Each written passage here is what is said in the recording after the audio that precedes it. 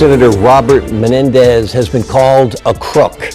Now more charges, and these could stick. He's pleaded not guilty to 14 criminal counts against him, including 8 counts of bribery in his dealings with his friend, a Florida ophthalmologist. The 68-page indictment alleges the senator intervened on behalf of the doctor's 3 girlfriends' visa applications and received nearly $1 million in trips, political contributions, and other perks from the good doctor. Menendez this week took to the cameras and defended himself. Take a listen. 3 years, the Justice Department has pursued allegations based on smears launched by political opponents trying to silence me. Now they have laid out their case. We will finally have an opportunity to respond on the record, in court, with the facts. As I said yesterday, these allegations are false, and I am confident they will be proven false, and I look forward to doing so in court. Thank you. We are back live on set here at the Fresh Outlook, talking with the Ebru think tank. Jeanette Hoffman, a Republican strategist planning to take over the world. Jackie Guzda from Western Connecticut State University. Bruno Tedeschi, a communications consultant. And joining us live in D.C. is Alan Topol, author of the book Washington Lawyer. And joining us via Skype is Peter Ticktin, a senior partner with Ticktin Law with more than 43 years of experience. I will begin with you, sir. Tell me a little bit about the case against Robert Menendez. How will he defend himself against these charges? Well, you know, we keep hearing his denials that he's and that he's just helping a friend. I think more important than that is, was he acting within the scope of his responsibilities as a senator?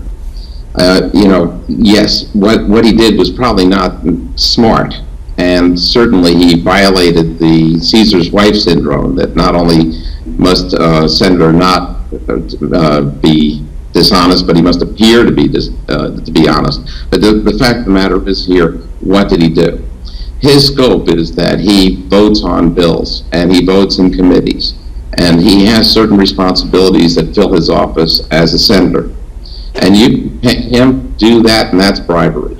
To vote your way, and that would be bribery. But to have him do something else that's not within his scope is probably going to be very hard for the government to be able to say, yes, this is bribery. In other words, you know, let's just say he decided to help me to become a member of a Rotary Club, and he uses his influence because he's an important man, he's a senator, and he says, I recommend Peter Ticktin, and he puts that into a letter, and that helps me become a member of the Rotary Club. But that's not, if I paid him to do that, that wouldn't be bribery, because I'm not asking him to use his office where he actually has the power to implement legislation. So you're basically saying if he was the guy issuing visas, he'd be in a lot of trouble, but since he's just using his importance and his political position to help maybe lean on the people who do issue those visas a little bit, he really hasn't done anything that wrong.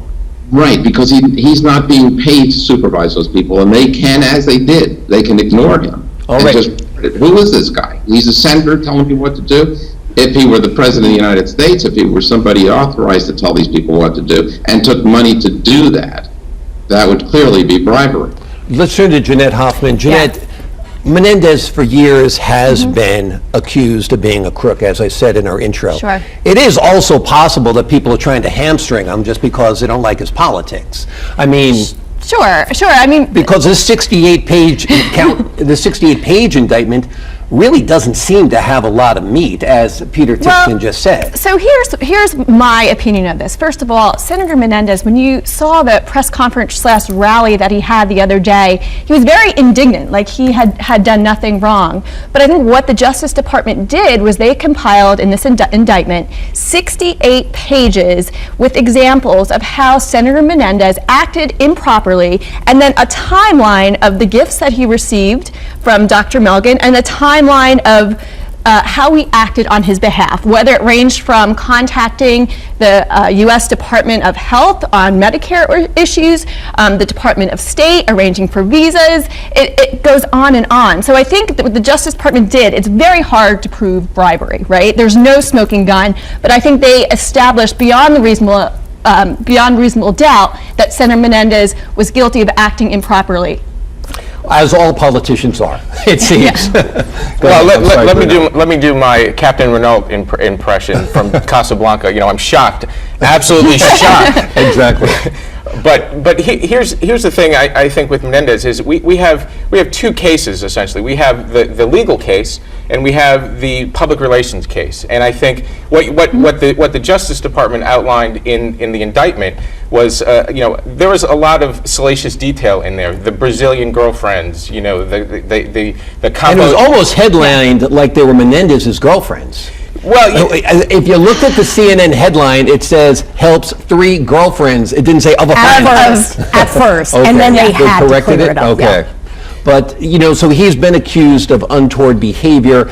The public relations case, I'm going to actually turn to Jackie on that. Jackie, it seems like his constituents don't mind. Well, this is New Jersey. Yeah. Well, And as you said, he's been accused of being a crook before, and and reelected. And overwhelmingly, reelected, yeah. he got his way out of that. I mean, he's part of Hudson County politics. Right. This guy's a real fighter. We know that. He's going to fight to tooth and nail on this. And I think and I think you're both right, they don't have a lot against him when it comes to bribery. But was this misconduct? Yeah, I think they can slap him kind of hard on the wrist, and that's what the government will get away with. I mean, he's going to walk away from Let's turn to Alan Topol, who is entrenched in the scene in Washington. This almost reminds me of the Buddy Cianci stuff out of Rhode Island, Alan, that this guy is a likable rogue and the people don't care. Well, I think there's another element too, and I sort of agree with a lot of what Peter said, but the element's friendship. In this political thriller I wrote, The Washington Lawyer, book begins, powerful lawyer lends his beach house to a senator, and for a weekend he goes off with a woman, there's a tryst, something happens.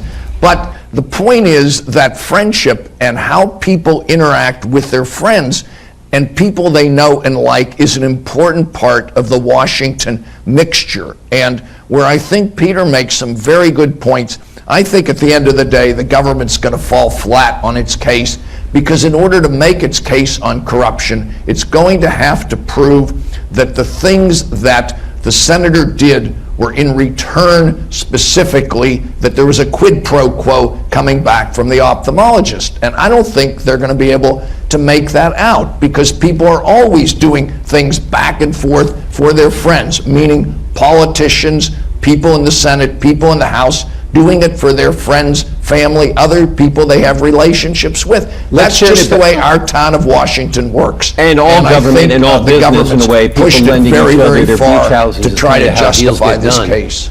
Exactly. Alan, I'm going to turn over to Peter for just a second. Peter, you seem to have convinced a lot of people on this panel that Menendez has not done a lot of wrong. Now let's put you in a different set of shoes now. You're the prosecutor. Tell me how you would tell the people that this man should lose his position and maybe go to jail. Well, I think we just heard some really good comments about how this man is being destroyed one way or the other. The prosecution has certain responsibilities, and part of that is if somebody is innocent, that not to smear them. You have to wonder, why is he targeted, or is he just somebody that legitimate people are going after?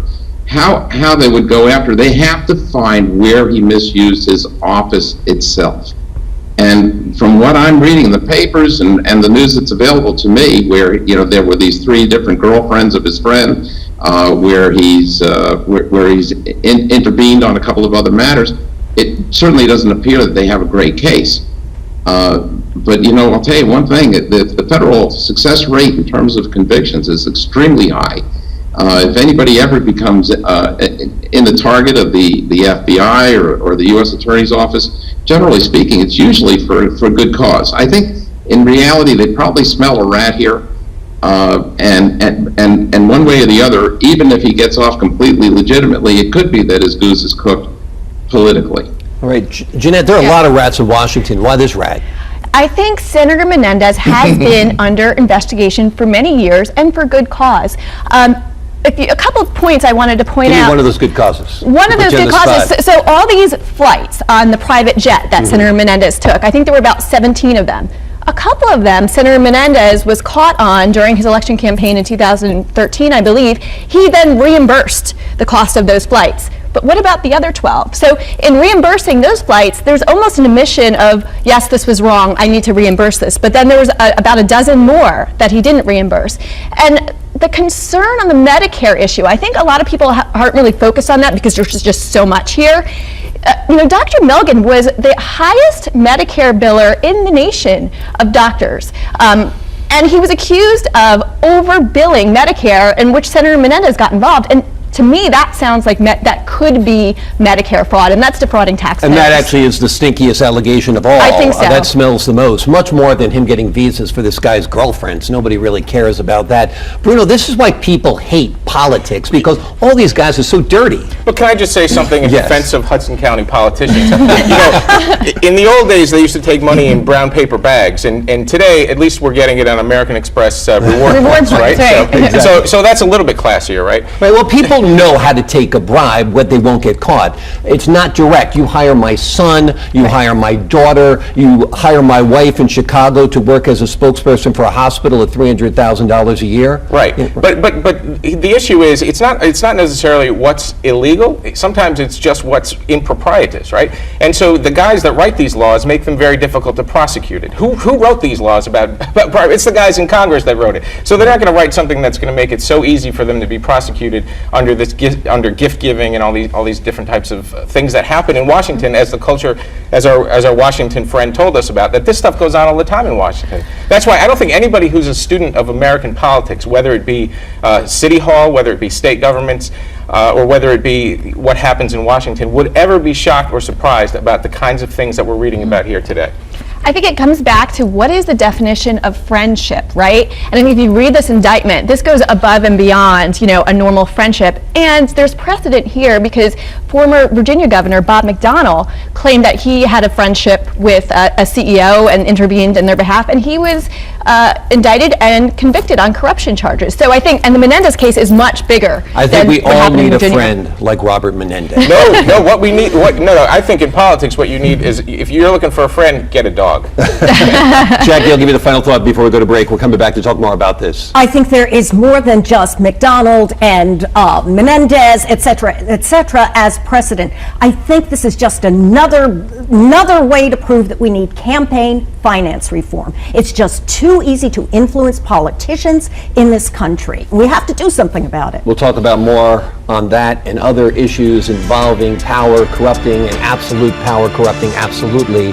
More on the scandals and corruption in Washington after this.